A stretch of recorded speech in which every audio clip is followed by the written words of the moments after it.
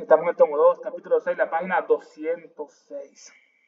Algunos suponen que estos aguerridos, intrépidos navegantes, los fenicios de las aguas árticas y antárticas, han sido los progenitores de las razas que construyeron los templos y palacios de Palenque, Uxmal, Tecopán y Arica. Esta no es nuestra opinión, probablemente fueron construidos por los atlantes. Braseo de Borbón nos proporciona mucha información sobre las costumbres y modales, la arquitectura y las artes, y especialmente sobre la magia y los magos de los antiguos mexicanos.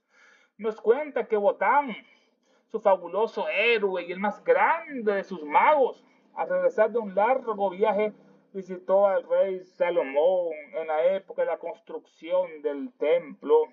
Este Botán parece ser idéntico al temido Quetzalcóatl, que aparece en todas las leyendas mexicanas. Y curiosamente, estas leyendas guardan una sorprendente similitud, ya que se relaciona con los viajes y hazañas de los hititas, con los relatos de la Biblia hebrea sobre los hivitas, descendientes de Het, hijos de Canaán. Ahí nos quedamos en la última sección.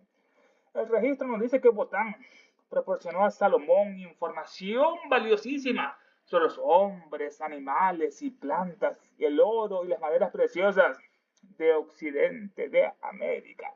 Este es el registro que Botán proporcionó a Salomón, el rey Salomón, información valiosísima de mucho valor sobre los hombres, operarios, a los animales, que había las llamas del Perú, y plantas, papas de América, el cacao, el chocolate, el maíz, las plantas, en este caso que hay en América, y también del oro, como el dorado, el oro era como piedras hoy en día, y las maderas preciosas de Occidente, de América. El registro dice que Botán, ese ser fabuloso, proporcionó a Salomón información valiosísima. Hubo contacto con Salomón sobre los hombres, animales y plantas, y oro y maderas preciosas de América, de Occidente. Pero se negó rotundamente a dar ninguna pista sobre la ruta que había seguido, que había navegado, y sobre cómo llegó al misterioso continente.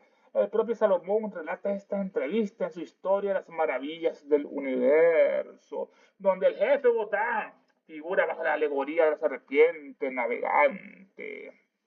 Pero se negó. El gran Botán se negó rotundamente a dar ninguna pista sobre la ruta que siguió, que navegó en este caso, y sobre cómo llegó al misterioso continente. Eran las antípodas de la India, las antípodas, el Patala, el infierno, que fue a Krishna, Vishnu o Shiva. El propio Salomón relata esta entrevista con Botán en su historia Las Maravillas del Universo. Esta obra se presenta bajo la autoridad simbólica de rey Salomón, figura tradicionalmente asociada con la sabiduría universal, el conocimiento oculto y el dominio de los secretos de la naturaleza. Es un texto de carácter enciclopédico, filosófico y esotérico. Enciclopédico, filosófico y esotérico. El libro intenta explicar las maravillas del universo, intenta ver las maravillas del universo combinando ciencia antigua, filosofía natural, teología, mitología y ocultismo. La sabiduría universal. El texto parte de la idea de que existe una sabiduría primordial de la serpiente, Satanás, anterior a las religiones y a la ciencia moderna y a la filosofía. De ahí se dio toda la ciencia, la filosofía y la religión de esa antigua sabiduría, que fue conocida por los grandes sabios de la antigüedad asura maya. Salomón, Hermes Trismegisto, Moisés, ese demonio, Zoroastro, el gran Zoroastro, este sí. Salomón aparece como arquetipo del sabio que comprende las leyes visibles de la naturaleza. El arquetipo comprende las leyes visibles de la naturaleza, la gravedad, y también las fuerzas invisibles que las gobiernan, esas fuerzas invisibles que las gobiernan. La armonía entre el cielo y la tierra y el hombre también, como arriba, es abajo, como adentro, es afuera, como fue, así es y así será. Las maravillas de la naturaleza. Se describen fenómenos naturales considerados prodigiosos. El movimiento de los astros, Venus, el Sol, Sirio, el origen del mundo. Antes el planeta habitado era la Luna. Después ocurrió su apocalipsis y murió la Luna, ahora es la Tierra. El movimiento de los astros, el origen del mundo, la vida, la generación y la muerte, su secreto. La vida, la generación y la muerte. Los elementos, la tierra, el agua, el aire, el fuego, el éter, Todo se integra como expresión de una inteligencia divina, la inteligencia Mahal, donde nada es casual, todo es una causalidad, causa y efecto. Pero se negó Botán rotundamente a dar ninguna pista sobre la ruta que siguió, que navegó, ni sobre cómo llegó al misterioso continente América. El propio Salomón relata esta entrevista en su historia de las maravillas del universo, donde el jefe Botán figura bajo la alegoría de la serpiente navegante. Ese Botán, la serpiente navegante, que Quetzalcóatl. La serpiente, en casi todas las tradiciones antiguas, la serpiente simboliza la sabiduría primordial, conocimiento secreto, iniciaciones en este caso, la serpiente, todo esto. También la renovación y la regeneración, así como la serpiente vieja cambia de piel y se rejuvenece. Lo mismo pasa con el hombre, como Apolonio de Tiana, que se rejuvenecen. Y la regeneración es importante, regenerar. Es importante que todo el intelectualismo, la regeneración. También, también representa el lenguaje divino o sagrado, la serpiente. En casi todas las tradiciones antiguas, la serpiente simboliza la sabiduría primordial, el conocimiento secreto, la iniciación, la renovación, la regeneración, el lenguaje divino o sagrado del Censar, el Devanagari. En este marco, Botán es el sabio iniciador, como Lucifer, el gran iniciador, Lucifer. El sabio iniciador, el portador de la ciencia, como Prometeo. También aporta las leyes, la jurisprudencia y el calendario, el gran Botán. Donde el jefe Botán figura bajo la alegoría de la serpiente navegante.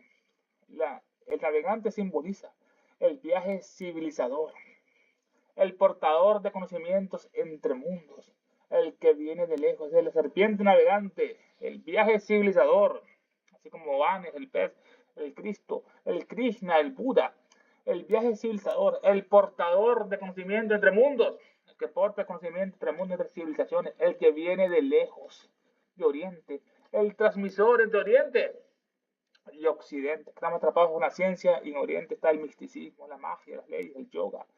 El que viene de lejos, el transmisor entre Oriente y Occidente, la Sankarana. No siempre es un viaje físico, muchas veces es un viaje cultural, mítico, trascendental. Ejemplos paralelos. Osiris viajando por las aguas, igual que Botán. Osiris también viajó por las aguas. Hermes Trismegisto, el tres veces grande, transmitiendo saber.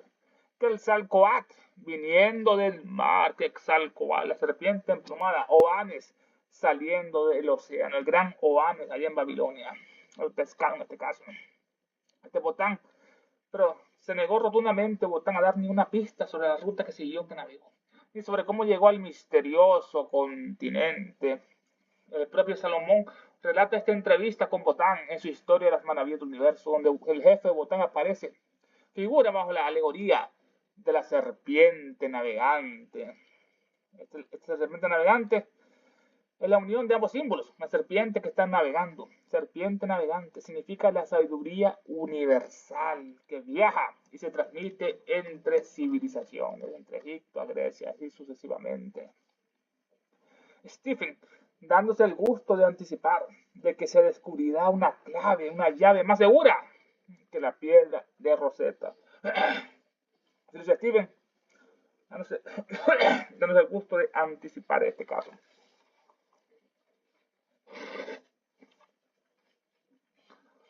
Dándose el gusto de anticipar a Steven en este caso, de que se descubrirá una clave, llave más segura que la piedra Rosetta. Steven nació en 1805. John Lloyd fue un explorador, escritor, diplomático de Estados Unidos. Fue una figura clave en el redescubrimiento de la civilización maya en toda Mesoamérica. Steven también impulsó la construcción del ferrocarril del Canal de Panamá en la década de 1850, que a su vez fue fundamental para la construcción del Canal de Panamá, que los chinos lo tienen esclavizado. Se topó por primera vez con las ruinas mayas de Copán, en Copán, Honduras, y quedó asombrado por sus hallazgos. Supuso que debía haber sido construido por algún pueblo olvidado hace mucho tiempo. Copán, las ruinas de ese caso. Steven, dándose el gusto de anticipar, conjetura que se descubrirá una clave, una llave más segura que la piedra de Rosetta para descifrar lo que son las lenguas de los mayas en este caso. De que se descubrió una clave, una llave más segura que la piedra Rosetta. Esta Rosetta es una estela de 196 a.C., la piedra Rosetta, que resultó clave para descifrar los jeroglíficos egipcios.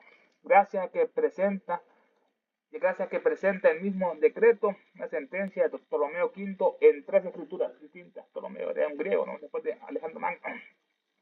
30 en 3 escrituras distintas. Está en jeroglífico, en demótico y en griego antiguo.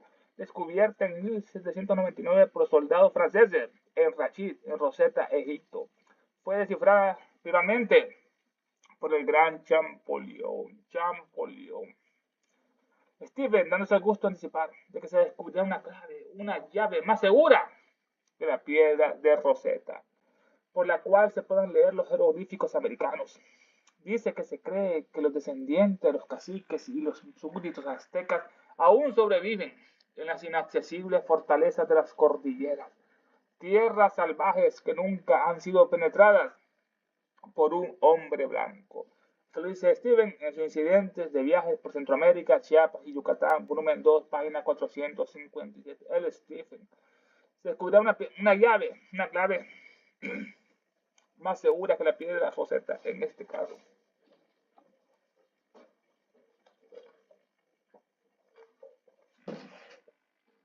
Que la piedra Rosetta, por la cual se puedan leer jeroglíficos americanos. Los jeroglíficos son los caracteres sagrados del antiguo lenguaje. En esta clase de escritura se emplean figuras de objetos, las figuras, el ojo de Horus, en lugar de letras. Son las figuras en lugar de letras o signos convencionales propios de los demás alfabetos. Se encontrará una clave más segura que la de la piedra Rosetta, por la cual se puedan leer los jeroglíficos americanos. Dice el lingüista y epigrafista soviético Yuri Konorosov fue quien descifró la escritura maya en la década de 1950. Esto es profético. Esta obra fue publicada en 1877, casi 70 años después que vino este soviético. El lingüista y epigrafista soviético Yuri Konorosov fue quien descifró la escritura maya en la década de 1950, utilizando un enfoque fonético y analizando los códices mayas. Utilizando ese enfoque fonético y analizando los códices mayas, junto con el Chichén-Balam, junto con el alfabeto registrado por Diego de Landa. También estudió ese alfabeto registrado por Diego de Landa. Yuri demostró que los glifos eran una combinación de signos fonéticos, silábicos y hologramas, de lo que descubrió él.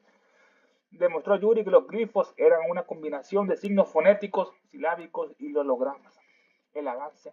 En 1952, Yuri, siendo aún estudiante, resolvió que la escritura maya no era puramente ideográfica, no solamente era imagen, no era puramente ideográfica, sino que representaba sonidos de la lengua hablada, no es como los egipcios, representaba sonidos de la lengua hablada en este caso, logrando leer las inscripciones mayas. El gran Yuri Konorosov dice: Stephen, danos el gusto de anticipar de que se descubrirá una clave llave más segura que la de la piedra Rosetta, por la cual se puedan leer los jeroglíficos americanos. Dice que se cree que los descendientes de los caciques y los súbditos aztecas aún sobreviven en las inaccesibles fortalezas de las cordilleras. Se escondieron de esas bestias españoles. Dice él, Steven, que se cree que los descendientes de los caciques eran jefes o señores de una comunidad indígena, funcionando como autoridad política, militar en este caso, o religiosa. Dice que se cree que los descendientes de los caciques y los súbditos aztecas, estos súbditos son sujetos a la autoridad de un superior con obligación de obedecerse, ya sea un subordinado, un siervo, un vasallo, en este caso el vasallo. Los súbditos. Dice que se cree que los descendientes de los caciques y los súbditos aztecas aún sobreviven. Los aztecas, una civilización dominante de habla náhuatl que se estableció en el vasto imperio en el centro de América. Esos son los aztecas. Civilización dominante de habla náhuatl que estableció un vasto imperio en el centro de México, con su capital, la Gran Tenochtitlán. La Gran Tenochtitlán, fundada en 1325, igual que Tlatelolco, la masacre que hubo después de Tlatelolco.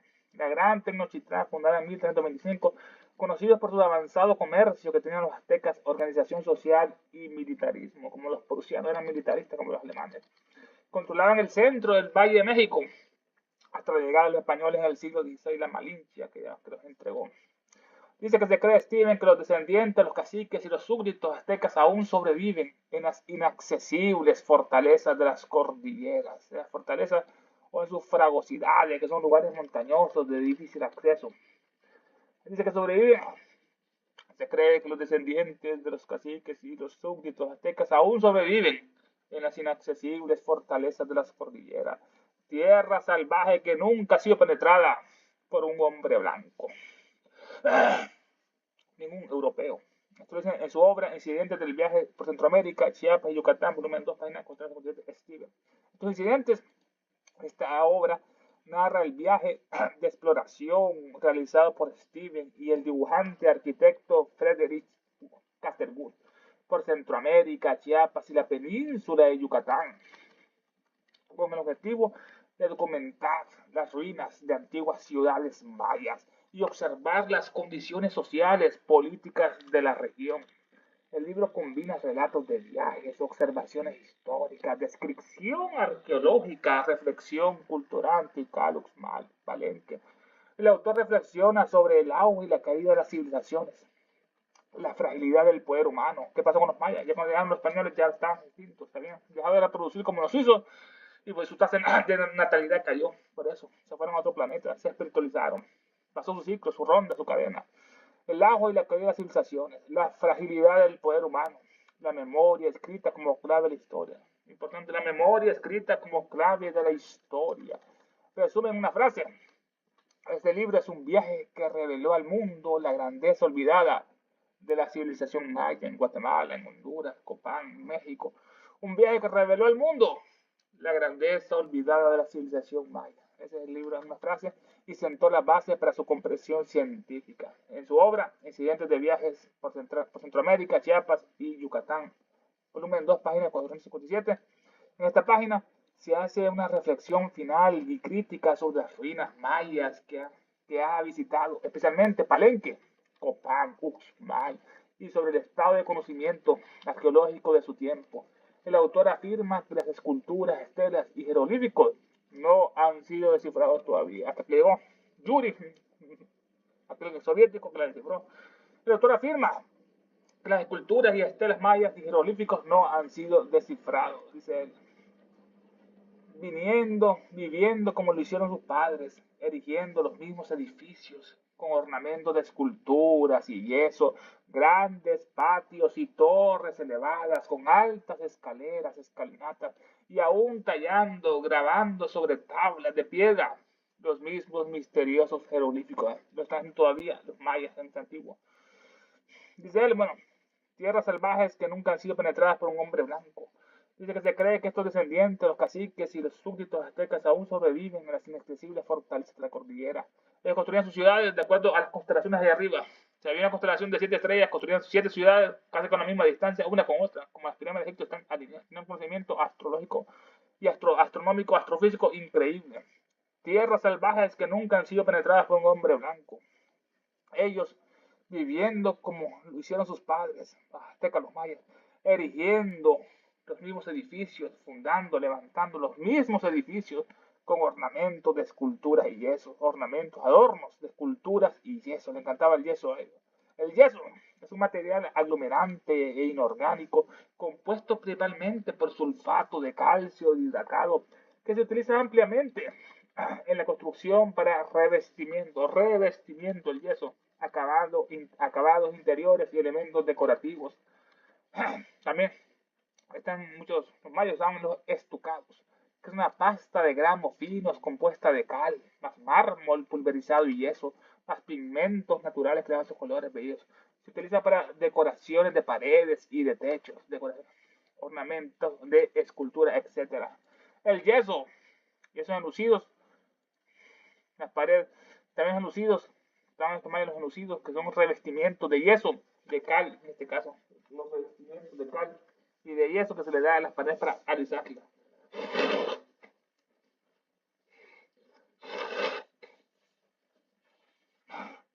Anuncios son revestimientos de yeso, cal que se le da a las paredes para alisarlas. Viviendo como lo hicieron sus padres, erigiendo los mismos edificios, con ornamentos de escultura y yeso, grandes patios y torres elevadas, con altas escaleras, me encantaron esas escalinatas, altas hileras de escalones. Las escalinatas que simbolizaban, ¿para qué las hacían? Simbolizaban un puente entre el inframundo, la tierra, y los dioses en el cielo, y arriba las estrellas.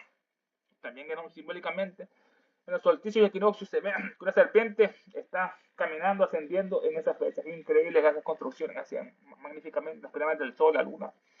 Simbolizaba un puente, las escalinatas entre el inframundo y la tierra. El único infierno es la tierra, como decía Buda. Este es el único infierno que hay. Este es el peor planeta de todo el universo, este es el peor de todos, imagínense, ¿no? Por eso que vemos los reptiles que se comen a nosotros, los peces más grandes, más pequeños. ¿Cuál Dios de amor hizo esto? Esto es un engaño, esto es hecho por demonios. Estamos aquí pagando por la revelación que hubo, la revelación de Lucifer, la revolución, que simbolizaban un puente entre el inframundo, esas escalinatas de la tierra, y los dioses en el cielo, esas altas escalinatas. Viviendo como lo hicieron sus padres, erigiendo los mismos edificios, con ornamentos de escultura y yeso blanco, grandes patios y torres elevadas, con altas escaleras, y aún tallando, grabando sobre tablas de piedra los mismos misteriosos jeroglíficos. Aún tallando y grabando en tablas de piedra los mismos y misteriosos jeroglíficos. Y él añade, me dirijo a esta vasta y desconocida región, no atravesada por un solo camino, en la que la fantasía imagina esa misteriosa ciudad a vista desde la más alto de la cordillera, de habitantes aborígenes no conquistados, no visitados y no buscados, dice Steven. Me dirijo a esa vasta y desconocida región, no atravesada por un solo camino, no hay camino, no atravesamos un solo camino, en la que como Machu Picchu, en la que la fantasía imagina, pinta esa misteriosa ciudad vista de lo más alto de la cordillera, de habitantes aborígenes no conquistados por España, no visitados y no buscados. Aparte del hecho de que esta misteriosa ciudad ha sido vista desde gran distancia por viajeros intrépidos, no hay ninguna improbabilidad intrínseca en su existencia, pues ¿quién puede decir qué fue de los pueblos primitivos que huyeron ante los rapaces bandidos de Cortés y Francisco de Pizarro? Él no nos comenta aquí, no, los genocidas españoles. Aparte del hecho, este leitmotiv, la misteriosa ciudad en las cordilleras, leitmotiv, es el hilo conductor de ella. Aparte del hecho de que esta misteriosa ciudad ha sido vista desde gran distancia por viajeros intrépidos, atrevidos, esta gran ciudad ha sido vista. Aparte del hecho de que esta misteriosa ciudad ha sido vista desde gran distancia por viajeros intrépidos, osados, que no le temen a los peligros, atrevidos, que actúan con valor, audacia. No hay ninguna improbabilidad intrínseca en su existencia de esta ciudad. Pues, ¿quién puede decir qué fue de los pueblos primitivos que huyeron ante los rapaces bandidos de Hernán Cortés y Francisco de Pizarro? Huyeron ante esa peste, como Josué, que huyeron los otros, ¿no? Los fenicios que huyeron del bandido José, de esa peste, de Josué, de los judíos, de Josué, el hijo de Nun. Pues, ¿quién puede decir qué fue de los pueblos primitivos que huyeron ante los rapaces bandidos? Un rapaz inclinado o dado al robo, hurto o rapiña, como los católicos, los judíos. Ladrón, avaricioso, codicioso. Inclinado o dado al robo, hurto o rapiña. Es un rapaz, ladrón, avaricioso, codicioso. Los bandidos es un malhechor, delincuente que roba frecuentemente a mano armada y en caminos o lugares despoblados. Un malhechor, un bandido. Es un forajido, delincuente que anda huyendo de la justicia, un forajido de Cortés y Pizarro. Pues ¿quién puede decirnos qué fue de los pueblos primitivos que huyeron ante los rapaces bandidos de Cortés y Pizarro? Hernán Cortés. Este nació en 1485, un militar, conquistador, explorador, capitán general y escritor español, que a principios del siglo XVI lideró la conquista del imperio azteca, que significó el fin de dicho imperio, poniéndolo bajo la dominación de la corona de Castilla, esa bestia española, y dando lugar a la creación del virreinato de Nueva España. El virreinato de Nueva España fue un conquistador cruel o una estratega que buscaba sus objetivos a cualquier costo, oro, incluyendo la violencia extrema, en lugar de un plan sistemático. La noche negra, que pensaban que iban a perder la batalla, ellos estaban orando, esa peste Hernán Cortés. Y el otro delincuente, Francisco de Pizarro, este nació en 1478, Francisco, conquistador español que lideró durante la primera mitad del siglo XVI la expedición que iniciaría el derrocamiento del Inca Atahualpa, Tupac Amaru, y estableció un nuevo orden político religioso en el Perú. En 1535, tras capturar y ajusticiar, lo mató, lo capturó y ajustició al Inca Atahualpa, pudo imponerse sobre el imperio incaico con ayuda de diversos rebeldes locales. Se hacían amigos los enemigos, ¿no es esto, no? Conquistando el imperio incaico, cuyo centro de gobierno se ubicaba en la actual Cusco, Perú, la línea de Nazca, Cusco, ¿cómo se llama eso? Los incas se llaman el Cusco, y los españoles eran incapaces de tener un muro como ese. Cusco, son estructuras cíclopes, fueron los cíclopes, los gigantes. La visión indigenista subraya la brutalidad, ambición y destrucción de la estructura social incaica por parte de Pizarro, un destructor Pizarro, no Cortés, considerando una figura cruel y destructora, como los españoles están en decadencia. Aparte del hecho de que esta misteriosa ciudad ha sido vista desde gran distancia por viajeros intrépidos, no hay ninguna improbabilidad intrínseca en su existencia. Pues, ¿quién puede decir qué fue de los pueblos primitivos que huyeron ante los rapaces bandidos de Cortés y Pizarro? El doctor Tushudi, en su obra sobre el Perú, nos cuenta una leyenda indígena sobre la cual una caravana de 10.000 llamas, 10.000 llamas cargadas de oro para completar el rescate del desafortunado Inca Atahualpa fue detenida en los Andes por la noticia de su muerte. Lo mató Pizarro al Inca. Y el enorme tesoro fue ocultado de manera tan eficaz que nunca se ha encontrado rastro alguno de él. 10.000 llamas, hermano, cargando oro. 10.000 llamas. ¿Qué caravana en este caso, no? El doctor Tuchudi, en su obra de Perú, este doctor Tuchudi nació en 1818. Johann era un naturalista, lingüista, explorador suizo. Estudió ciencias naturales y medicina. En 1838 viajó al Perú, donde permaneció por 5 años explorando y coleccionando plantas y animales de los Andes. El doctor Tuchudi, en su obra sobre el Perú, esta obra, Tuchudi colaboró con el científico peruano y fundador del Museo Nacional de Arqueología, Antropología e Historia del Perú, de Lima, llamado Mariano Eduardo de Rivero, en este caso, apoyó a Mariano Eduardo Rivero, como coautor de la obra, bueno, coautor de los dos, de Antigüedades Peruanas, publicadas en Viena en 1851 por la Imprema Real.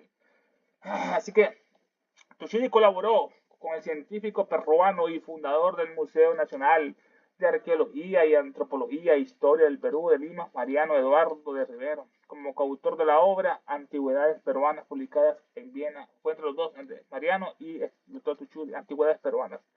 El doctor Tuchudi, en su obra sobre el Perú, nos cuenta una leyenda indígena según la cual una caravana de 10.000 llamas, eran los caballos, no, 10.000 caballos, 10.000 llamas, una caravana, un tren de 10.000 llamas, que bastante, está leyendo 10.000, eso es mucho oro, ¿no? Los codiciosos españoles.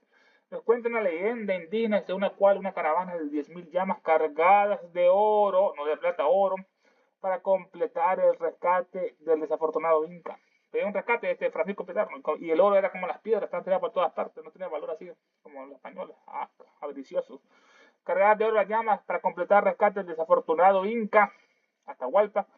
En 1500, Cusco, Atahualpa, príncipe inca, caudillo militar y último soberano del imperio inca. Este fue el último soberano, nació en 1500 él. En el Cusco, el gran Atahualpa, príncipe inca, caudillo militar y último soberano del imperio inca, fue capturado mediante un ardid, una trampa de invitación de Pizarro en Cajamarca. Lo invitó, lo quería era robar, una trampa como estos españoles como son, ¿no? Como eran muchos, no lo podía con los peruanos. Pues una trampa en que de Pizarro en Cajamarca lo capturó por los conquistadores españoles, encabezado por Pizarro y ejecutado meses después. Atahualpa en 1530, solo vivió 33 años. Atahualpa. Nos cuenta la leyenda indígena del doctor Tuchudi, según la cual una caravana de 10.000 llamas cargadas de oro para completar el rescate del desafortunado Inca fue detenida en los Andes por la noticia de su muerte.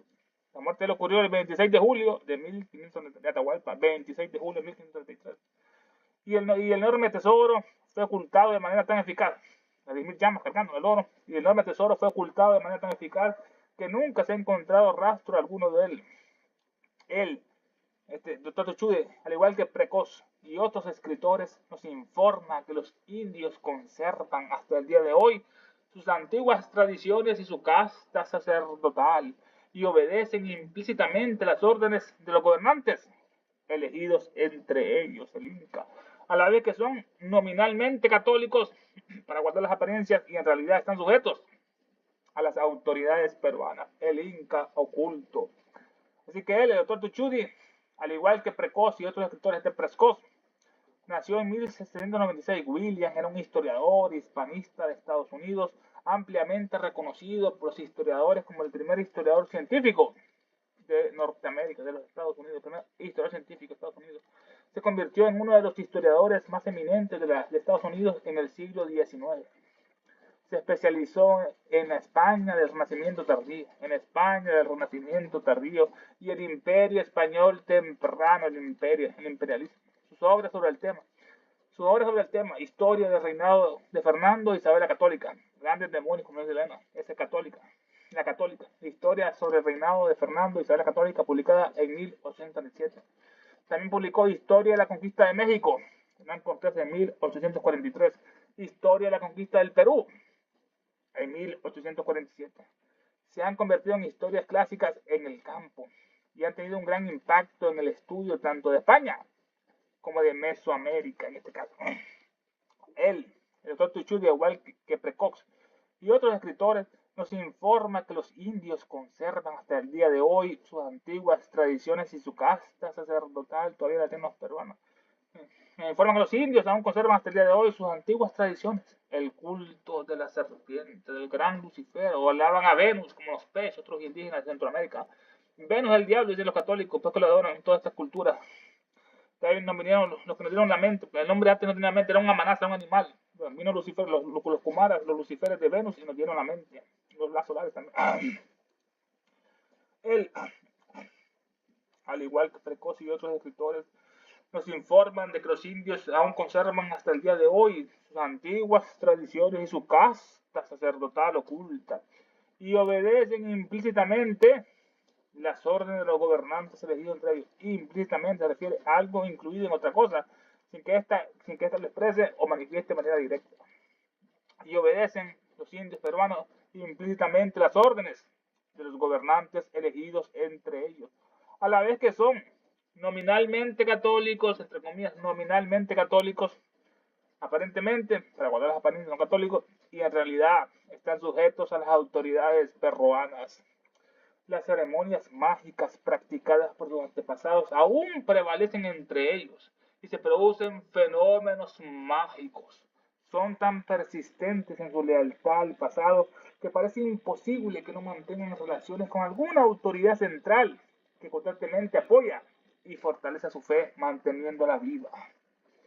Las ceremonias mágicas practicadas por sus antepasados, los incas, aún prevalecen entre ellos todavía y se producen fenómenos mágicos de la gran sabiduría. Son tan persistentes en su lealtad al pasado. Ellos son tan persistentes porque es la verdad, en su lealtad al pasado. La lealtad es una virtud consistente en el cumplimiento de lo que exigen las normas de fidelidad, de honor y gratitud. Es un valor fundamental la lealtad, que implica el apoyo, la fidelidad y compromiso incondicional hacia una persona, un grupo, causa o principio, manteniendo la confianza y la integridad incluso en situaciones difíciles. Se basa en la honestidad, el honor y la gratitud, evitando la traición o el abandono. Esa es la verdad, la lealtad. Las ceremonias mágicas practicadas por sus antepasados aún prevalecen entre ellos y se producen fenómenos mágicos. Son tan persistentes su lealtad al pasado, el pasado Atlante, la serpiente, que parece imposible que no mantengan relaciones con alguna autoridad central que constantemente los apoya y fortalece su fe manteniéndola viva. Esa autoridad central, ahora es el leitmotiv. Que parece imposible que no mantenga relaciones con una autoridad central, una fuente central, un iniciado, un adepto, un sacerdote, que constantemente les apoya y fortalezca su fe manteniéndola viva, que los apoye. Dice la traducción que a menos que de recibir aliento de una autoridad superior en el orden espiritual, no se comprende cómo mantienen viva su fe. Otra traducción, un poco extraña, que a menos de recibir aliento, apoyo, aliento, el aliento de una autoridad superior en el orden espiritual, no se comprende cómo mantienen viva su fe hasta el día de hoy. Que parece imposible que no mantengan ellos relaciones con alguna autoridad central, el Chambala, el Agartha, el reino del Preste Juan. Que parece imposible que no mantengan relaciones con alguna autoridad central, la gran fraternidad serena. Que parece imposible que no mantengan relaciones con alguna autoridad central que constantemente apoya y fortalezca su fe, manteniéndola viva en este caso. No será que la fuente de esta fe inquebrantable, imperecedera, inmortal, eterna, se encuentra en esta misteriosa ciudad con la que ellos mantienen una comunicación secreta, o debemos pensar que todo lo anterior es, de nuevo, una simple curiosa coincidencia, curiosas coincidencias, como las anteriores como hemos analizado.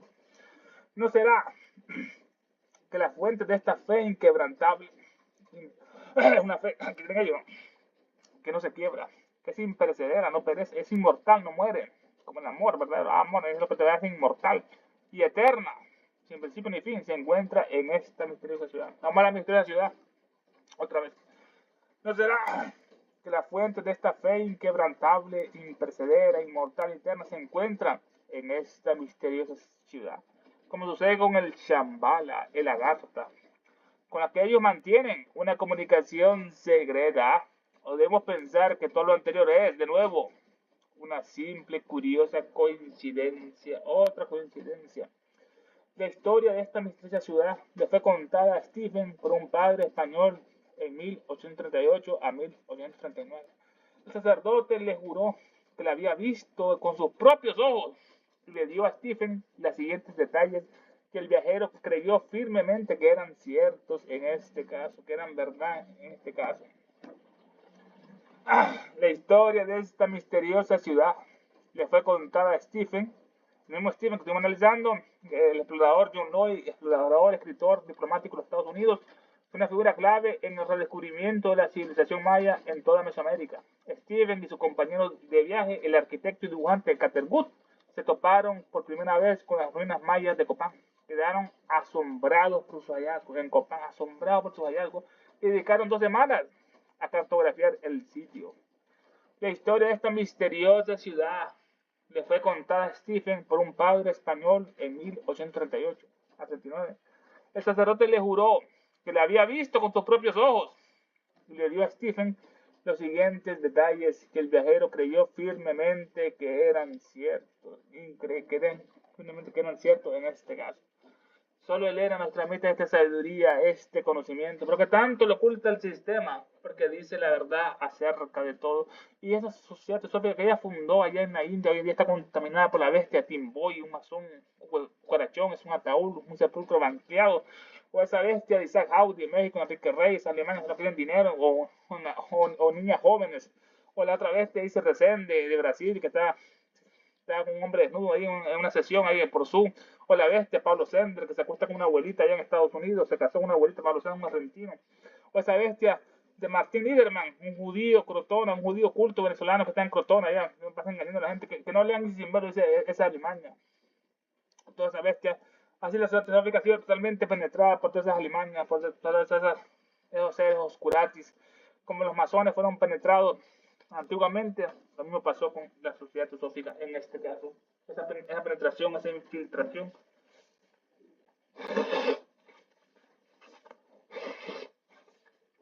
Por todas partes. Y entraremos a las invocaciones finales del estudio de esta gran sabiduría. Invocación al demonio solar para la guerra del mundo.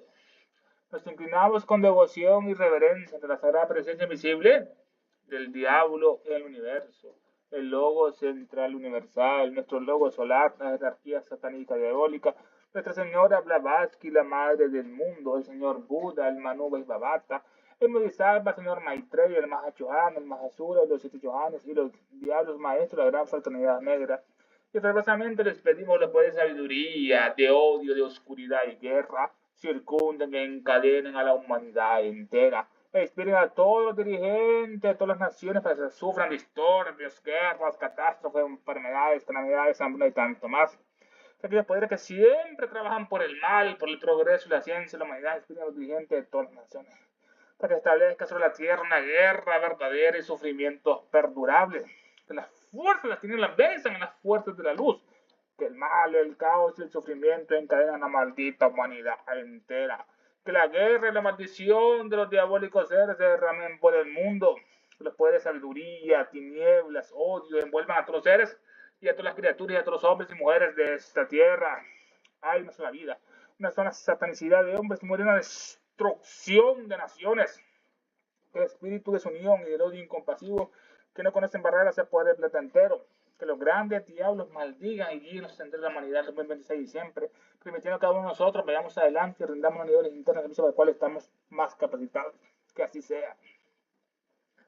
Creo en Satanás, padre del mal y señor nuestro, y en su hijo el anticristo, nacido y engendrado de una santa virgen Helena. Creo en el diablo omnipotente, padre del mal, destructor de todas las cosas, perturbador de los cielos y la tierra, y el anticristo, su único hijo, que fue concebido por obra del espíritu maligno y nació una sacrílega y bella virgen. Fue glorificada por los hombres y reinó sobre ellos. Subió al trono del Dios Todopoderoso y sentado junto a él e insulta a los vivos y a los muertos.